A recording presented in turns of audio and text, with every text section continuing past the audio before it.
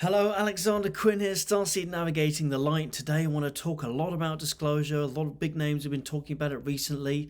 There's good disclosure and there's bad disclosure, and there's a lot of leaked files coming out, and we've already had disclosure, but I want to talk about it a lot today because I've had a lot of people ask me about it, and there's a lot of big YouTube people also starting to talk about it, especially in the coming weeks.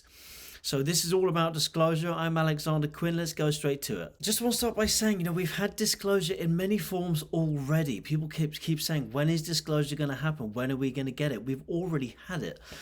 Now, all you have to do is look into the skies. There's ships, there's craft all around. People are seeing them every single year. Also, if you look to the National Press Club of 2001, when we had Dr. Stephen Greer and all of his team basically talk about disclosure, and you had all the specialists, and then you had Paul Hellyer, who the full link is down there, who was also talking about disclosure, and he's the Canadian Defence Minister, and he came out. We've had all the leaked files from the CIA, from the Pentagon, from the NSA. It just goes on and on and on. We have already had disclosure, so I asked people to calm down a little bit on when are we going to get it, because it's never going to be the case that little green men are going to jump out of a ship on the lawn of the White House, because it would basically cause such a catastrophe and social unrest that it would actually do more damage than good. So let's talk a little bit more just about disclosure, the good and the bad, and starting with the bad, why there could be a bad disclosure if it ever comes to that. Now, the first thing I want to do is I want you to look at this pen. I know it's a pen and you know it's a pen. So why do you need a government to tell you what you already know? We all know this is a pen.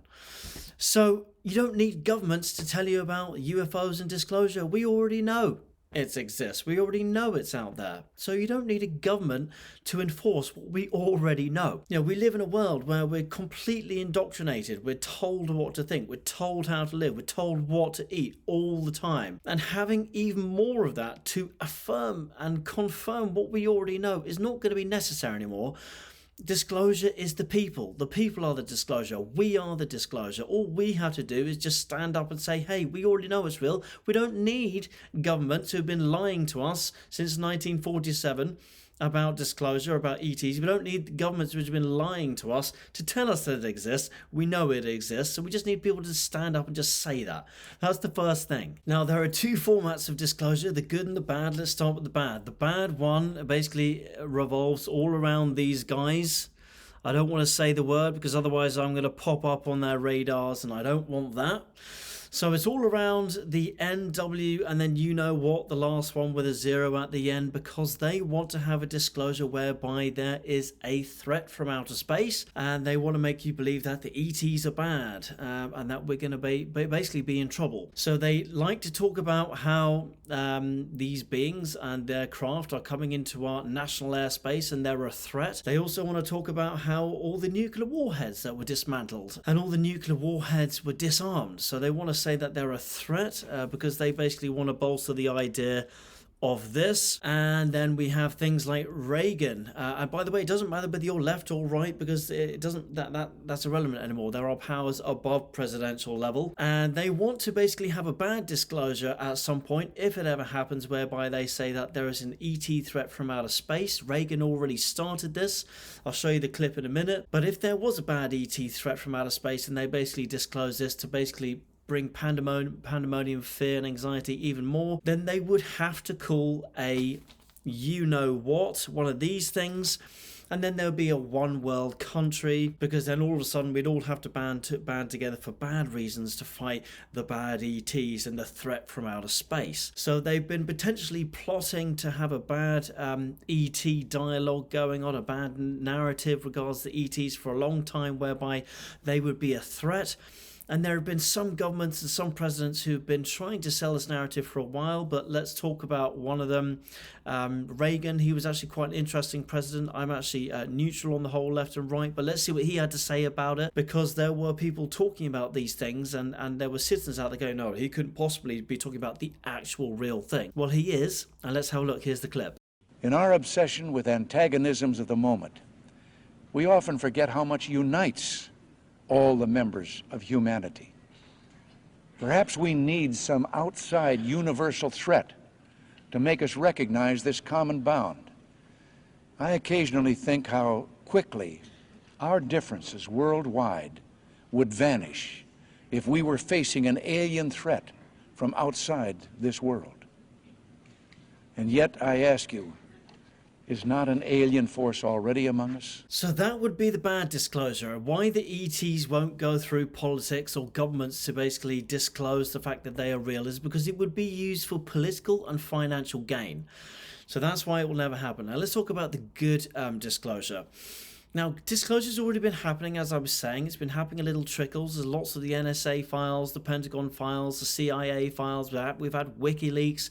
It's all out there. We've had news stations across America and the Western world, in fact, just everywhere, showing clips of ET craft in the sky. If you go to the video before this, I've done a compilation of crafts. Some of them are man-made, some of them are ET made, and we'll talk about that later on. But people don't need to be worrying and fussing about disclosure anymore, because the 3D people will basically, even if we had full disclosure tomorrow, a lot of them have been so indoctrinated and programmed for so many years to believe that it doesn't exist that they would actually probably refuse to exist, that it's happened anyway. So full disclosure on a galactic level regards full ETs could actually be quite damaging.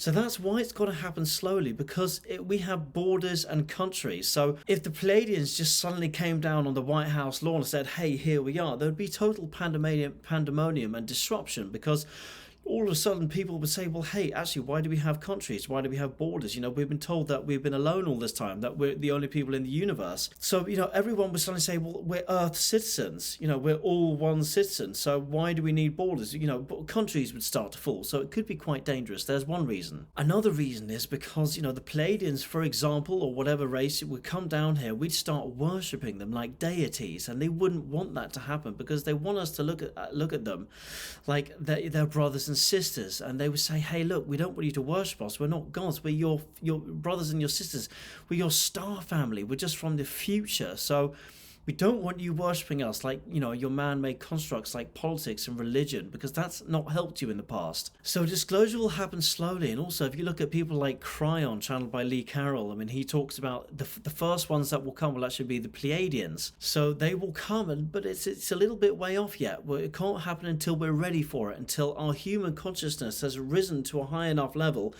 whereby it's a match for these guys. So otherwise there would just be chaos. And I personally think, and what Lee Carroll, who channels Cryon, basically says we're about 100 years off that or so. But if you look at UFO sightings, you've got more of those happening ever before. You've got people channeling messages from ETs ever before. I mean, we are the disclosure. So you don't need these guys to keep telling you when it's going to happen. It'll be us, it'll be the people that'll basically say when it's going to happen. So it's quite important we just cover these areas. Get off Google and use something called DuckDuckGo. It's a encrypted search engine. You can look for people like Richard Doty, who basically was CIA. He came out, he said that he's, there's been governments who've been paying off media and radio stations for years and years and years and spreading disinformation about ETs, so that we've kept us entrenched and kept us hidden from the fact that we're alone in the universe. And the other reason why disclosure has to happen slowly in incremental parts is because the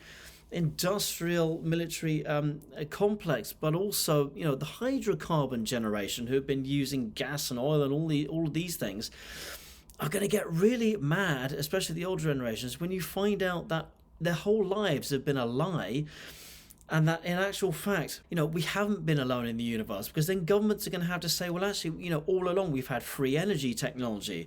You know, you haven't been, the fact that we've had gas and oil and all these dinosaur technologies, we didn't need to use them, but the 0.01% has been forcing us to use it because they just wanted to make billions and trillions out of it and keep all the wealth for themselves. So, you know, people would lose their minds if we had instant disclosure. If you look at people like Ben Rich, who was the CEO of Lockheed Skunk Works, who basically designed all the fighters for the industrial military complex. You know, he's even come out and said, we have E.T. Craft that can take E.T. back home. He's even openly come out and said it. So if you go out looking for the answers, they're all there. I mean, my personal favorite is actually Paul Hellyer. So I'm going to leave you with Paul Hellyer now. So that is a bit about the good disclosure and the bad disclosure. Paul Hellyer speaks about it. He's the Canadian Defence Minister.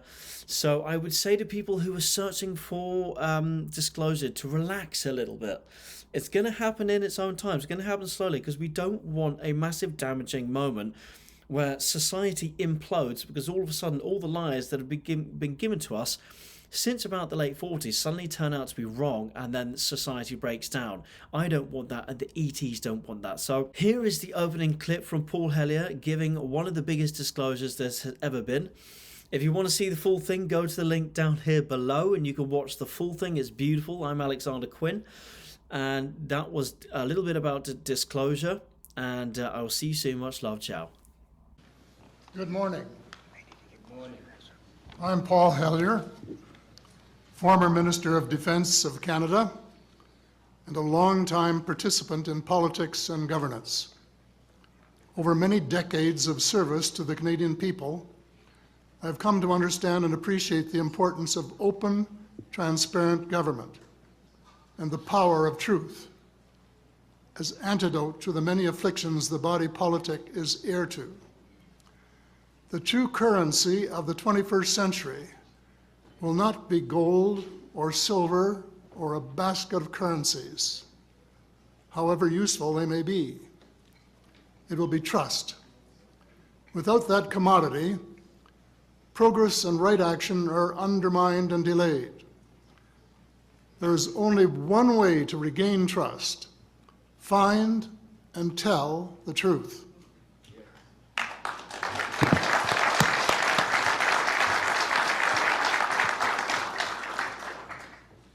Whether to your friends or family or to the citizens of nations, I believe this citizens' hearing serves that purpose. And like my friend Edgar Mitchell, I say without equivocation, we are not alone in the cosmos. We have neighbors. We should try to get to understand them and to cooperate with them. Thank you.